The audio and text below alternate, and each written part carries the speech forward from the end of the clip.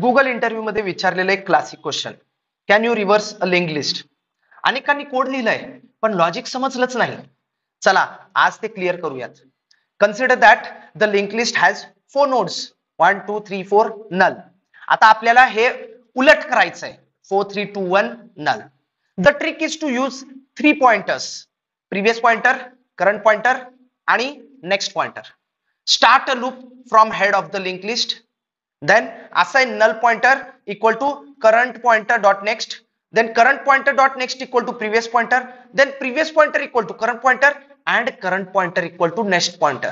Loop संपल्यावर previous pointer बनतो तुमचा new head and the entire link list is reverse.